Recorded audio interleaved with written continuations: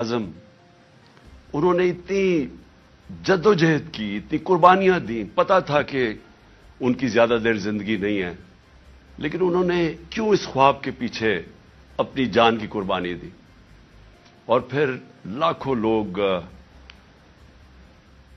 उन्होंने जब पाकिस्तान बना तो उस वक्त इस बॉर्डर के ऊपर, ये जिधर मैं लाहौर में बैठा हुआ हूं, यहां इस बॉर्डर के ऊपर और सारा जो नीचे पंजाब का बॉर्डर था, यहां लाखों लोगों की कुर्बानियां थी। तो इसलिए ये जरूरी है सबसे पहले आप अपनी कौम को समझाना कि ये बड़ा ख्वाब था पाकिस्तान का। और हमने जब बात की थी कि इस्लामी फलाही रियासत, तो ये याद रखें कि हर मुसलमान वो एक ही पीरियड की तरफ देखता है जिससे वो समझता है कि इस्लाम की गोल्डन एज थी, हमारा सुनहरी दौर था, और वो थी मदीना की रियासत। तो हमने उसको बेस किया था उसके ऊपर। हमारी जो ऑब्जेक्टिव रेजोल्यूशन है, जो करारदार पाकिस्तान है, वो सब उसी के ऊपर बेस है, मदीना की रियासत के ऊपर। मिसाली इस्लामी फलाई रियासत दुनिया के मुल्कों में, मैं पहले भी कह बैठा हूं, खुशियां बनी मुसलमानों के अंदर कि एक ऐसी रियासत बन रही है जो कि इस्लाम के नाम पे है, क्योंकि कोई और रियासत इस्लाम के नाम पे नहीं बनी सिवाय पाकिस्तान के। तो मैं जो विजन है वो सिर्फ पहले आपको 2-3 जुमलों में ही बता दूं कि जो बुनियाद रखी जाती है मदीना की रियासत की मेरे नबी सल्लल्लाहु अलैहि वसल्लम ने, वो थी अदल और इंसाफ पे।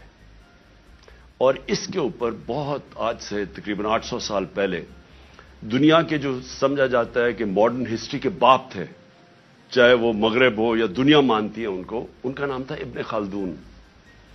वो अपनी कमेंट्रीज में लिखते हैं कि एक अगर स्टेट के ऊपर, वो अपना सारा तज्जिया निकालते हैं कि अगर एक रियासत के अंदर अदल और इंसाफ ना हो, वहां खुशहाली नहीं आ सकती। यह आज से 800 साल पहले लिखते हैं कि बुनियादी चीज खुशहाली के लिए, गुर्बत कम करने के लिए अदल और इंसाफ है। और वो क्यों है, वो तफसील में बयान करते हैं कि बिजनेस भी, सरमायाकार इन्वेस्ट उस रियासत में करते हैं जहां उनको पता हो कि यहां कानून मुकम्मल तौर पे उनकी हिफाजत करेगा, कोई ताकतवर आके उनकी जमीन पे, उनके कारोबार पे कब्जा नहीं करेगा, जो वहां का टैक्स का निजाम होगा वो मुनसिफाना होगा। उनको कोई ये खौफ नहीं होगा कि आते साथ ही कोई कब्जा ग्रुप उनकी जगह पे कब्जा कर लेगा, क्योंकि वहां इंसाफ होगा। जिधर इंसाफ है वहां कब्जा ग्रुप नहीं है, जिधर इंसाफ है वहां जुल्म नहीं है, जिधर इंसाफ है वहां एनआरओ नहीं है। वो बड़े लोग चोरी नहीं करके माफ नहीं करवा सकते, क्योंकि कानून के सामने सब एक बराबर है।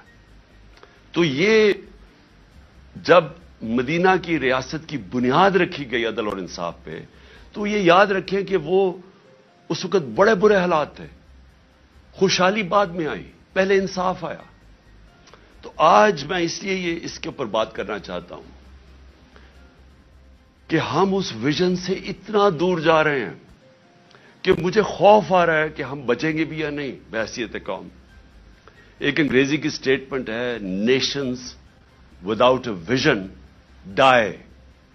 कौम जो अपने नजरिए से हट जाती है वो मर जाती है। तो ये मैं आपके लिए ये बातें इसलिए रख रहा हूं क्योंकि जब से ये एक साजिश के तहत इस मुल्क के मुजरमों की हुकूमत हमारे ऊपर नाफिज की गई, जरा मुल्क के हालात देख लें कि किधर से किधर पहुंच चुके।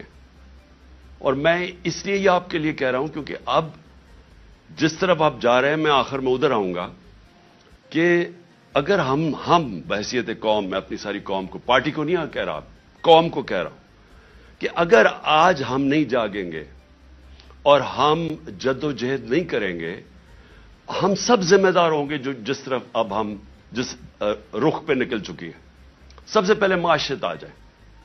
देखिए, माशियत जो है ना, उसके ऊपर भी एक बड़ा जरूरी है, मैं जो शुरू में बात की कि उधर भी इंसाफ चाहिए होता है, रूल ऑफ लॉ चाहिए होता है, सर्टेनिटी चाहिए होती है लोगों को। ये जब तक मुझे ये اعتماد نہیں ہوگا کہ آج جو میں یہ فیکٹری بنا رہا ہوں، میں دکان بنا رہا ہوں، میں پیسے لگا رہا ہوں، اپنی محنت کے سرمایہ کاری کر رہا ہوں، جب تک مجھے یہ نہیں پتا چلے گا کہ یہ آگے بھی یہی سسٹم رہے گا، جب تک مجھے یہ اعتماد نہیں ہوگا کہ یہ قانون نہیں ایک دم بدل جائے گا، یہ اب سسٹم چلے گا، تب تک میں پیسے نہیں لگاؤں گا. بلکہ وہ یہ چھوڑیں کہ میں ملک میں نہیں لگاؤں گا، باہر سے بھی نہ کوئی پیسے لے کے آئے گا ملک کے اندر سرمایہ کاری کرنے کے لیے، اور اندر سے بھی آپ کے ہمارے جو سرمایہ کار ہے وہ کسی اور ملک میں جا کے پیسے لگائیں گے. اب دبئی میں جا کے کبھی پوچھیں پاکستانی بزنس مین وہاں کتنے کارخانے بھی چلا رہے ہیں، بزنس بھی چلا رہے ہیں، ان سے پوچھے تو صحیح کہ جب آپ کا ملک ہے آپ نے پاکستان میں کیوں نہیں پیسہ انویسٹ کیا، آپ کیوں دبئی میں جا کے پیسہ لگا رہے ہیں، اور ملیشیا میں بھی یہی ہے. تو وہ سب سے پہلی بات کہیں گے کہ یہاں ہمیں اعتماد ہے ان کے قانون کے اوپر، ہمیں یہاں رول آف لا نظر آتا ہے، اس لیے ہمیں اعتماد ہے کہ جو ہماری انویسٹمنٹ ہے، جو سرمایہ کاری ہے، ان کا قانون اس کی حفاظت کرے گا، اس لیے لوگ انویسٹ کرتے ہیں. اور ہماری جو سب سے بڑی طاقت ہے اوورسیز پاکستانی، جن 1 crore overseas Pakistani, 10 million overseas Pakistani ہیں. آپ یہ سمجھ جائیں کہ اگر ان میں سے میں پھر سے ایک فگر دیتا ہوں، 20 لاکھ بھی 15 سے 20 لاکھ پاکستان میں سرمایہ کاری کرنی شروع کر دیں تو ہمیں کوئی کسی کے سامنے ہاتھ پھیلانے کی ضرورت نہیں پڑے گی. لیکن وہ کیوں نہیں آتے یہاں؟ کیونکہ ان کو اعتماد ہی نہیں ہمارے انصاف کے نظام میں. بلکہ جو آئے تھے ہمارے دور میں، جو آئے تھے وہ سوچ رہے ہیں ملک چھوڑ کے جانے کا. اور وہ کیوں میں صرف 3-4 موٹی، زیادہ میں نے اور چیزوں پہ بات کرنی ہے، تو میں صرف آپ کو معیشت کے اوپر صرف فگرز دے دوں. جس دن ووٹ آف نو کانفیڈنس ہمارے خلاف سازش کے تحت کیا گیا تو ڈالر پاکستان میں 178 روپے کا تھا. 178 روپے کا ڈالر تھا جب vote of no confidence assembly میں دائر کیا گیا. آج ابھی 9 مہینے ہوئے ہیں، آج پاکستان کے اندر ڈالر 100 روپیہ مہنگا ہو چکا ہے. صرف اب ایک ہفتے کے اندر 50 روپیہ ڈالر مہنگا ہوا ہے. ہمارے 3 سال 8 مہینے کے اندر 55 روپیہ ڈالر مہنگا ہوا. یہاں صرف ایک ہفتے کے اندر 50 روپے ڈالر مہنگا ہوا ہے. میں کیوں ڈالر کا آپ کو بتا رہا ہوں کہ اس کے بہت بڑے اب آگے جا کے اس کے اثرات پڑنے لگے ہیں عام لوگوں کے اوپر. آپ جو سن رہے ہیں آپ سب کے اوپر اب اس کے اثرات آنے لگے ہیں کہ یہ آ چکے ہیں. مہنگائی آ چکی ہے. ابھی بھی جو مہنگائی ہے 50 سال میں پاکستان کی تاریخ میں سب سے زیادہ مہنگائی ہے. اس وقت جو عام انسان چیزیں خریدتا ہے، سب سے جو بنیادی چیز ہے وہ آٹا ہے. وہ 60 روپے کلو سے پہنچ گیا ہے 150 روپے پہ. یہ عام آدمی کھاتا ہے. اس کے علاوہ گھی کدھر سے کدھر گیا ہے. اور جو لوگ بجلی استعمال کرتے ہیں، گیس کرتے ہیں، یہ سب مہنگی ہوئی اور مزید اور مہنگی ہونے جا رہی ہیں.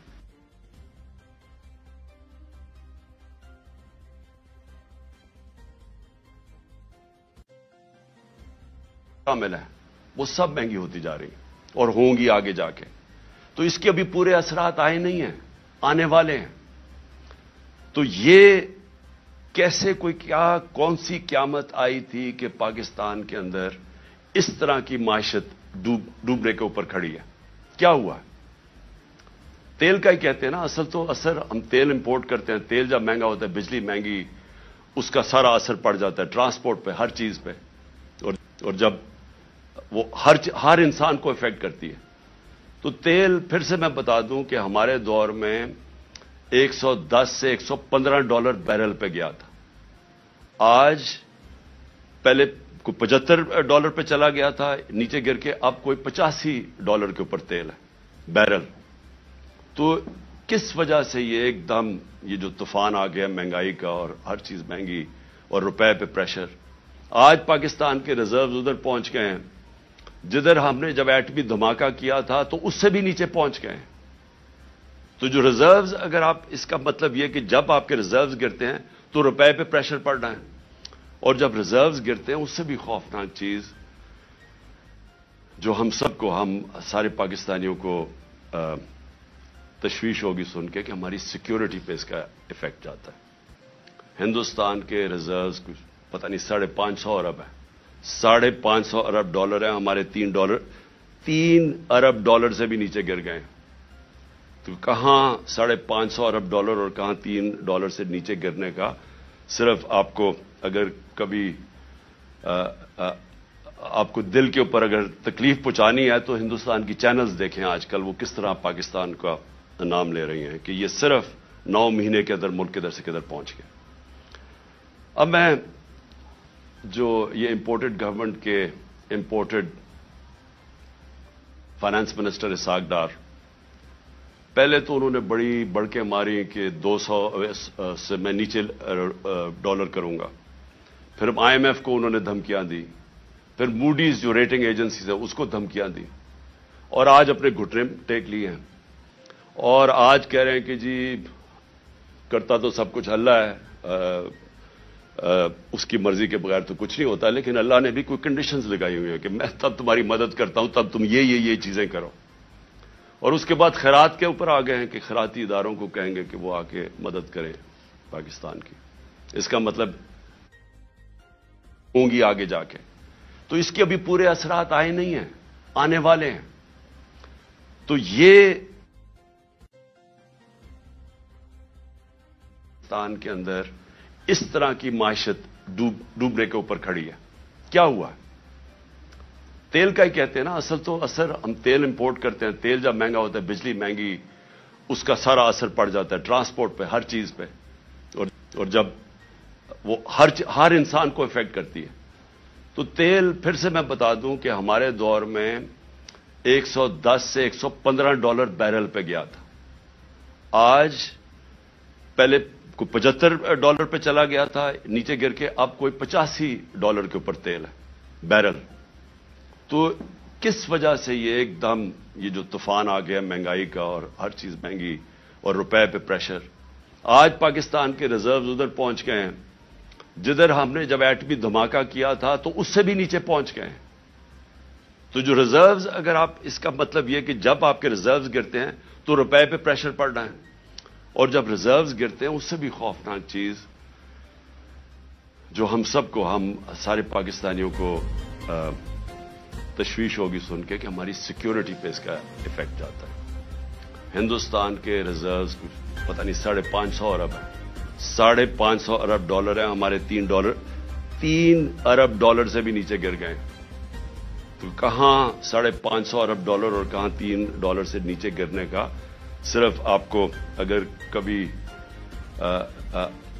آپ کو دل کے اوپر اگر تکلیف پہنچانی ہے تو ہندوستان کی چینلز دیکھیں آج کل وہ کس طرح پاکستان کا نام لے رہی ہیں کہ یہ صرف 9 مہینے کے اندر ملک کدھر سے کدھر پہنچ گئے.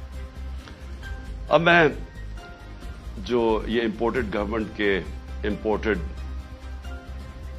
فائنانس منسٹر اسحاق ڈار، پہلے تو انہوں نے بڑی بڑکیں ماری کہ 200 سے میں نیچے ڈالر کروں گا. پھر IMF کو انہوں نے دھمکیاں دی، پھر موڈیز جو ریٹنگ ایجنسیز ہے اس کو دھمکیاں دی، اور آج اپنے کہ ہمارے انصاف کے نظام نے اس کے فنڈامنٹل رائٹس کی حفاظت نہیں کی. اس کے اوپر مزید اور کیسز کر دیے گئے. کبھی وہ کراچی جا رہا ہے تو کبھی بلوچستان میں کیسز کر رہے ہیں. تو کوئی یعنی کدھر گئے ہمارے فنڈامنٹل رائٹس؟ کون سے ملک کے اندر جو اپنے آپ کو جمہوریت کہتا ہے وہاں لوگوں سے ایسے ہوتا ہے جو اس سے ہوا نہیں ہے؟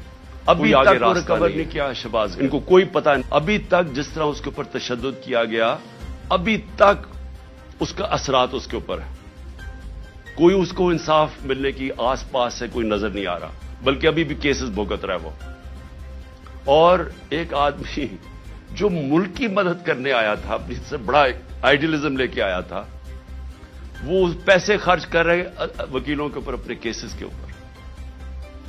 میں اس کی اس لیے مثال دے رہا ہوں کیونکہ شاید ملک کے غدار ہوں، کوئی دہشت گرد ہوں، تو شاید ان کو تو ایسے ٹریٹ کرتے ہوں، لیکن ایک پولیٹیکل آدمی ایک سٹیٹمنٹ کے اوپر اس کے اوپر یہ ظلم کیا گیا۔ پھر جو اے آر وائی کا جو اس وقت جو ٹی وی چینل کا اس بیچارے کا جو نیوز ایڈیٹر ہے، اس کو کوئی کام ہی نہیں تھا، اس کو رات کے 3 بجے اٹھا کے لے گئے۔ مجھے یہ نہیں سمجھ آتی کہ رات کے 3 بجے کیوں اٹھانے آتے ہیں؟ کیوں یہ کیا ایک مہذب معاشرے میں وارنٹ نکلتی ہے، آپ گھر پہ جا کے وارنٹ ڈیلیور کریں اور آپ اٹھا لیں ان کو، لیکن صبح کے 3 بجے جا کے سارے گھر میں اندر دروازے توڑ کے اندر گھس جاتے ہیں، وہاں جا کے ان کی عورتیں ہیں، بچے ہیں، ان کے سامنے یہ ظلم کر رہے ہیں۔ یہ جو اے آر وائی کے جو نیوز ایڈیٹر، ان کے بچوں کے اوپر ابھی تک اثر رہا ہے کہ جو انہوں نے اس طرح کیا۔ 25 مئی کو جو انہوں نے ہمارے ساتھ کیا، 25 مئی کو لوگوں کے گھروں میں گھسے، 3 بجے تک رات کے لوگوں کے گھروں میں گئے، وہاں اسی طرح دروازے توڑ کے گئے۔ ایک جو میجر صاحب تھے، ان کے گھر میں جب دروازہ توڑ کے گئے تو انہوں نے گولی چلائی۔ کسی کو کیا پتا کہ ڈاکو آ گیا، کون آ گیا رات کو، تو وہ بیچارہ سپاہی بیچارہ ایسے مارا گیا بیچ میں۔ ذمہ داری ان کی تھی جنہوں نے آرڈر کیا، اور اس کو اٹھا کے لے گئے اور اس کو پھر اس کے اوپر تشدد کیا۔ اس کے بیٹا، اس کا کوئی قصور ہی نہیں تھا، وہ کہہ رہے ہیں میجر صاحب کہ میں نے گولی چلائی ہے، اس کے بیٹے کو لے گئے اور جو بیٹے کے اوپر تشدد کیا، کتنے مہینے رکھ کے، کدھر گئے فنڈامنٹل رائٹس؟ اور اس کے بعد اعظم سواتی سینیٹر باہر پیسے، اس نے جا کے پیٹرول پمپ کے اوپر امریکہ میں کام جھاڑو دے کے اپنی بزنس بنائی، پیسہ بنایا، اور وہی آئیڈیلزم لے کے وہ پیسہ سب اپنا پاکستان بھی لے، پاکستان بھی آ گئے، سینیٹر بن گئے ایک ٹویٹ کے اوپر۔ اور ٹویٹ اتنی سچی ٹویٹ ہے کہ باجوہ کو کہہ رہے ہیں کہ آپ نے NRO 2 دیا، ساری قوم کہتی ہے اس نے دیا، اس میں تو کوئی شک نہیں ہے۔ اس کے اوپر جو تشدد کیا گیا، بچوں کے پوتے اور پوتیوں کے سامنے صبح کے 3 بجے گھس کے اس کو پہلے مارا، پھر بھی انہوں نے لیا ہے اور ان کو اس کے اوپر ننگا کر کے پھر تشدد کیا، پھر ایک گندی ویڈیو بنا کے بیوی کو گھر دے دی، بیوی اور بیٹی کو۔ یعنی یہ کون سی بنانا ریپبلک میں کدھر گئے فنڈامنٹل رائٹس؟ پھر آگے آ جائیں فواد چودھری، پھر صبح کے 3-4 بجے پہنچ گئے گھر، ادھر سے پھر اٹھایا، ہتکڑیاں لگائی، اوپر کپڑا، یعنی یہ کوئی دہشت گرد تھا کیا تھا؟ اس کو پھر پھرایا چاروں طرف، اور جو اس سے کیا، چھوٹی بیٹیاں وہ ٹراماٹائزڈ، بیٹیوں کے اوپر اثرات ابھی تک۔ پھر شندانہ گلزار، کیا اس نے شندانہ نے کیا کہ اس کو دہشت گرد بنا دیا؟ یہ جمہوریت ہے، آپ اگر کوئی بیان دیتا ہے اس کو مسترد کر دیں۔ یہ کیسے ہو گیا کہ اس کے بیان کے اوپر اس کو دہشت گرد بنا دیا، اس کے اوپر کیس کر دیا دہشت گردی؟ پھر شیخ رشید کو پہلے، اور فواد چودھری کو ہائی کورٹ 4 دفعہ ہائی کورٹ نے آئی جی کو کہا کہ میرے سامنے فواد کو لے کے آؤ، آئی جی نے کوئی پرواہ نہیں کی، رہے تھے، کوئی فکر نہیں کی انہوں نے۔ اور پھر شیخ رشید بیل دے دیتی ہے عدالت، اسلام آباد ہائی کورٹ، اور کیسز ڈال کے اس کے اوپر کیسز پہ کیسز بنائی جا رہے ہیں اور اس کو رکھا ہوا ہے۔ ایک کتنی دفعہ شیخ رشید منسٹر بن چکے ہیں، عمر ان کی 75 سال ہے، رات کو ہتکڑیاں باندھ کے ان کو کمرے میں رکھا ہے، ان کے اوپر کپڑا ڈالا رکھا ہے۔ یعنی یہ میں اپنے انصاف کے نظام کو آج پوچھ رہا ہوں، کدھر گئے ہمارے فنڈامنٹل رائٹس؟ اور پھر میں گنانا چاہتا ہوں، عمران ریاض کو اٹھایا، ہر وہ آدمی جو رجیم چینج کے جو صحافی خلاف ہے، ہر اس آدمی کو سنگل آؤٹ کیا انہوں نے، ہر اس آدمی کے اوپر، جس طرح عمران ریاض کو یہ دوسری دفعہ اٹھا کے لے کے گئے تھے، ارشد شریف کی جو سارے اس ملک کے لیے سب سے دردناک کہانی ہے صحافیوں کی تاریخ میں، جو اس سے کیا گیا، ملک سے باہر پھر قتل کیا گیا، اس کو شہید کیا گیا، ایاز امیر، سمیع ابراہیم، غلام حسین، جو لوگ رجیم چینج کے خلاف لکھتے تھے، تنقید کرتے تھے، ان ساروں کو باری باری کہیں نہ کہیں ان کو ڈرایا، دھمکایا، اٹھایا گیا۔ सोशल मीडिया के हमारे लड़के, उन्होंने मुझे ऐसी ऐसी कहानियां सुनाई हैं जो हमारे नहीं भी थे, उन्होंने लोगों ने आके बताया है। जो वैसे सोशल मीडिया पे जो तनकीद कर रहे थे, उनको रातों को उठाया, उनको भी लेके गए, कहीं को नंगा किया, वही एक स्टैंडर्ड चीज थी। खालिद गुजर हमारे एमएनए के कैंडिडेट हैं, उनके भाई शबीर गुजर एमपीए रह चुके हैं। कल रात उनके ऊपर पुलिस पहुंच के उनके गांव के ऊपर सराउंड कर दिया, गाड़ियां तोड़ी वहां। फरोख हबीब, उसके ऊपर डकैती का केस डाल दिया। मेरे ऊपर अब मैं अपने 60 एफआईआर है मेरे ऊपर। और जो सबसे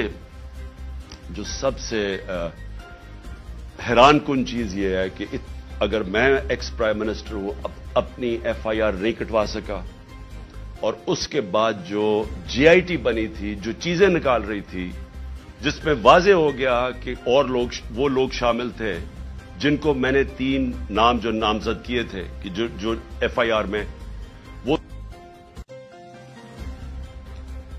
ना वो, फिर से मैं कहता हूं कि जो डीपीओ गुजरात, ना वो अपना फोन देने के लिए तैयार था, उसको भी कहीं से हुक्म आ रहा था, ना सीटीडी के अंदर वो जो एसपी था, ना वो तैयार था अपना फोन जिसपे उसने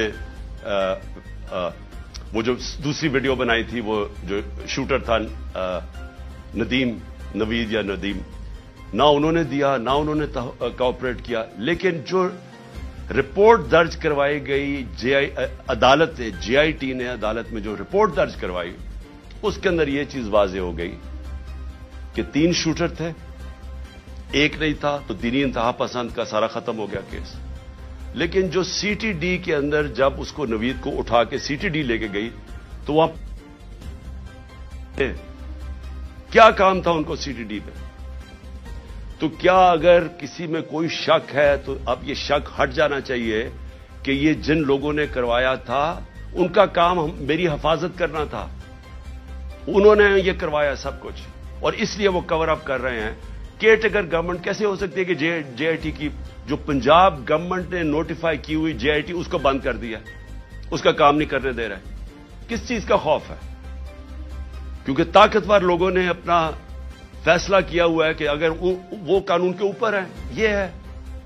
और फिर मैं वापस जाता हूं कि ये सारे जो मैंने आपको केसेस इसलिए बता रहा हूं कि यहां रूल ऑफ लॉ नहीं है, या इंसाफ खत्म कर दिया है, या जंगल के कानून की तरफ निकल गया पाकिस्तान। और कोई मुल्क जिधर इंसाफ और रूल ऑफ लॉ नहीं है, वहां खुशहाली नहीं आ सकती। ये हम अंधेरे की तरफ लेके जा रहे हैं। और ये मजीद जितनी ये और कोशिशें कर रहे हैं, जितना हमें डराने धमकाने की, ये सिर्फ साबित कर रहे हैं कि इस मुल्क में माइट इज राइट है, जिसकी लाठी उसकी भैंस, कि कोई इंसाफ नहीं है कमजोर को। ये साबित कर रहे हैं कि ये जो लोग ऊपर बैठाए हुए हैं हमारे, इनका सिर्फ मकसद ही एक है कि किसी ना किसी तरह ऑपोजिशन को डरा धमका के खत्म करो, ताकि ये खत्म हो जाए। तो फिर वो जो मैं जिसका नाम 12th मैन भी रखा हुआ है, वो लड़ने से भागा भागा आए, जब वो समझ जाए कि अब ग्राउंड तैयार हो गई है, तो तब वो आके इलेक्शन जीत के तो कहे जी देखे बहुत बड़ा मार्का मारा। ये सिर्फ गेम प्लान है। लेकिन जो तीसरा मेरा पॉइंट है कि जो पॉलिटिकल, इस वक्त जो हमारे मुल्क में पॉलिटिकल अनसर्टेनिटी है, जिसकी वजह से कभी भी मायशत हमारी, कभी भी वो इस्तेकाम उसमें नहीं आ सकता जब तक आप पॉलिटिकल स्टेबिलिटी ना लेके। तो हमने जब फैसला किया, मैंने फैसला किया कि हम अपनी 2 गवर्नमेंट्स को डिसॉल्व करते हैं, पख्तूनख्वा और पंजाब को, तो उसके पीछे अपना मुल्क का सोच रहा था कि मैंने सोचा कि अगर हम, आइन कहता है कि जैसे ही आप अपनी गवर्नमेंट डिसॉल्व करते हैं, जो गवर्नर है उसने 90 दिन के अंदर इलेक्शन की डेट देनी है। ये पाकिस्तान का आइन है। मैंने वो आइन सोच के अपनी गवर्नमेंट्स को डिसॉल्व किया था, और मुझे तब लोग कहते गए हमारे कि ये नहीं करेंगे, कि ये जो हो गया ये नहीं होने देंगे। और उन्होंने पूरी पहले कोशिश की कि किसी ना किसी तरह हमें पंजाब में कॉन्फिडेंस वोट ना मिले, फिर कि हम डिसॉल्व ना कर सके थे, डराया धमकाया, यहां आके बैठ गए वो ताकतवर हैंडलर्स। उन्होंने पूरी कोशिश की, लेकिन अल्लाह, एक प्लान ऊपर वाले का भी होता है ना, वो कामयाब हो गया। हमें 186 वोट मिल गए, और हमने अपनी गवर्नमेंट जब कॉन्फिडेंस मिल गया वोट, हमने अपनी गवर्नमेंट डिसॉल्व कर दी। अब ये सारा मुल्क अब तमाशा देख रहा है कि अभी तक 18 दिन हो गए हैं, दोनों गवर्नर्स ने डेट नहीं दी इलेक्शन की, और ये जैसे ही 90 दिन खत्म होंगे तो सारी कौम समझ जाए कि उसके बाद ये आर्टिकल 6 लगेगा हर कोई जो गवर्नमेंट में बैठा होगा, क्योंकि वो बिल्कुल गवर्नमेंट, जो भी गवर्नमेंट्स होंगी इलीगल हो जाएंगी, वो आइन के खिलाफ हो जाएगी। और जो भी ये कोशिश कर रहा है कि किसी तरह इसको आगे खींचा जाए, और वो हमें पता है कौन कोशिश कर रहे हैं। एक तो ये जो इंपोर्टेड डाकू बैठे हुए हैं हमारे ऊपर, ये खौफजदा इलेक्शन से, इनको पता है कि इलेक्शन में ये जीत नहीं सकते, और उन्होंने तैयारी की हुई थी कि जितना टाइम गुजरता रहेगा उसके अंदर यही हरबे इस्तेमाल करके हमें कमजोर करते जाएंगे, FIRs काटते जाएंगे। इमरान खान की जेल की प्लान किया हुआ है कि उसको जेल में डालेंगे, और फिर हमारे जो सीनियर लोग हैं उनको इसी तरह हरासा करते जाएंगे, जो बोलने वाला होगा उसका मुंह बंद करने की कोशिश करेंगे। तो ये इनका प्लान था कि ये आहिस्ता आहिस्ता जब बिल्कुल हम कमजोर हो जाएंगे तो तब फिर ये इलेक्शन की कोई डेट देंगे। लेकिन हमने ये जो अपनी गवर्नमेंट डिसॉल्व करके अब जो सारा पाकिस्तान आज पाकिस्तान की अदलिया की तरफ देख रहा है, और मैं ये उम्मीद रखता हूं कि हमारी अदलिया आइन के साथ खड़ी होगी, क्योंकि अगर ये 90 दिन से ऊपर जाता है तो ये पाकिस्तान के आइन नहीं, पाकिस्तान के रूल ऑफ लॉ नहीं, ये सारी पाकिस्तान की जमहूरियत उस वक्त खत्म हो जाती है। इसका मतलब जमहूरियत नहीं है यहां, क्योंकि जमहूरियत तो चलती है आइन के ऊपर। तो लिहाजा ये सब अब सारा कौम तमाशा देख रही है कि क्या 90 दिन में इलेक्शन होगा या नहीं होगा। मैं अभी आपको कह रहा हूं कि ये जो इंपोर्टेड हुकूमत है, ये इतनी खौफजदा इलेक्शन है, क्योंकि इन्होंने पूरी कोशिश की सबको मिला के, जो 16 जुलाई को इलेक्शन हुए थे, बाई इलेक्शंस पंजाब में, उसके बावजूद हार गए। फिर उसके बाद सारी जमातें एक टिकट पे लड़ी, फिर हार गई, वो जो अगला अक्टूबर में इलेक्शन हुआ था। तो ये डरे हुए इलेक्शन से, तो ये इलेक्शन से डरे हुए हैं, मुल्क तबाही की तरफ लेके जा रहे हैं। रोड मैप है कोई नहीं, कोई चीज कंट्रोल में इनके नहीं है, सिर्फ और सिर्फ इस डर से कि इलेक्शन ना हार जाए। इनको कोई फिक्र नहीं है कि मुल्क बर्बाद हो जाए, क्योंकि इनके पैसे बाहर पड़े हुए हैं, इनका पाकिस्तान में स्टेक ही कोई नहीं है। इन्होंने फिर से मैं कह रहा हूं, ये फिर बाहर भागेंगे। लेकिन इस जो मुल्क में रहने वाले लोग हैं, उन सबको तो सोचना चाहिए ना कि हम किधर जा रहे हैं, और उनको फिक्र करनी चाहिए, हम सबको फिक्र करनी चाहिए कि अगर ये मुल्क नहीं है तो हम नहीं है। इसी तरह माइशत तबाह होती जा रही है, तो सबसे पहले तो हमारी सॉवरेंटी जा रही है, आजादी हमारी जाएगी, और जो हम पहले से कह बैठे। तो मैं आखिर में मैं खत्म करने से पहले, मैं ये जो दहशतगर्दी हुई, दहशतगर्दी को भी पूरी कोशिश की गई कि किसी ना किसी तरह इससे सियासी फायदा उठाया जाए। मैं ये शहबाज शरीफ के सामने रखना चाहता हूं, क्योंकि शहबाज शरीफ को कोई या तो याददाश्त खत्म हो गई है, या प्रेशर में आके इनको चीजें नहीं याद। तो इन्होंने कहा जी KP ने पैसा नहीं खर्च किया या कुछ नहीं किया, या KP जिम्मेदार है। मैं सिर्फ आपको बताना चाहता हूं कि पख्तूनख्वा में 2013 में जब हमारी हुकूमत आई थी, तो तकरीबन 700 पुलिस वालों ने शहादतें दे चुके थे। पुलिस डिमोरलाइज थी, पुलिस के हालात बुरे थे उस वक्त, क्योंकि पुलिस अपने आप को डिफेंड कर रही थी, लोगों को कैसे डिफेंड करती। और सबसे ज्यादा जो कुर्बानी दी वो पख्तूनख्वा और अब जो कबायली इलाका उसका हिस्सा बन गया है, कबायली इलाके के लोगों में सबसे ज्यादा कुर्बानी, और उसके बाद पख्तूनख्वा के लोगों ने सबसे ज्यादा वॉर ऑन टेरर में कुर्बानी दी थी। इसलिए कल वो इतनी तादाद में निकले हैं अमन मार्च में, क्योंकि उनको खौफ है कि फिर से ऑपरेशन शुरू हुआ तो फिर जिसको कहते ऑपरेशन होगा तो उसमें बेकसूर शहरी मारे जाते हैं, जिस तरह पहले वो मारे गए थे। तो इसलिए उनको खौफ आ रहा है कि किसी तरह ये अमन हो वहां, ये फिर से ऑपरेशन ना शुरू हो जाए। लेकिन जब शहबाज शरीफ ने कहा ना कि हमने कुछ तवज्जो नहीं दी, तो मैं जरा सिर्फ आपको फिगर्स बताना चाहता हूं। 9 साल, और मुझे इस चीज का फख्र है कि हम जब 2013 के ऊपर आए, तो सिर्फ आप ग्राफ देख लें दहशतगर्दी का, उससे पहले देख लें और उसके बाद सारा दहशतगर्दी नीचे आई, और वो नीचे आई मैं बताऊंगा क्यों आई। और हम जब फेडरल गवर्नमेंट में थे तो क्यों नहीं इस तरह की दहशत गर्दी थी तब?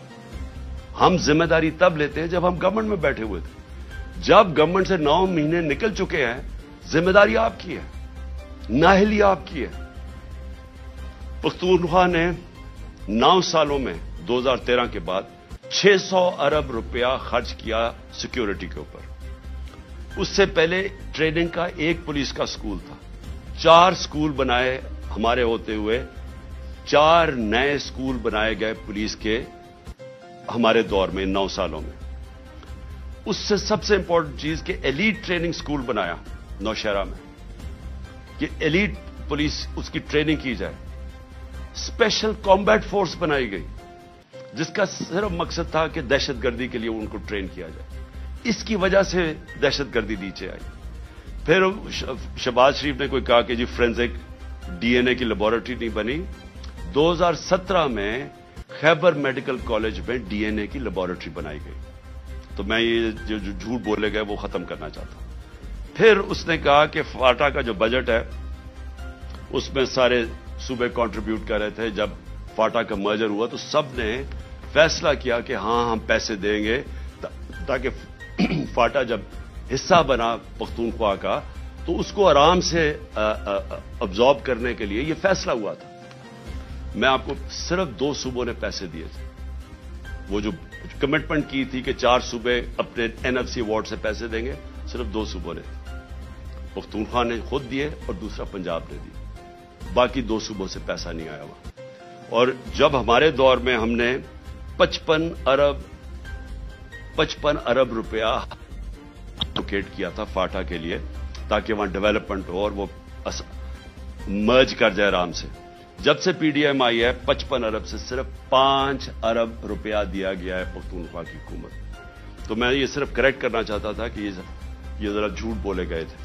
आखिर में जी देखें, मैं ये आखिर में बात करना चाहता हूं कि प्लान तो इनका बहुत वाज़ेह है। ये जो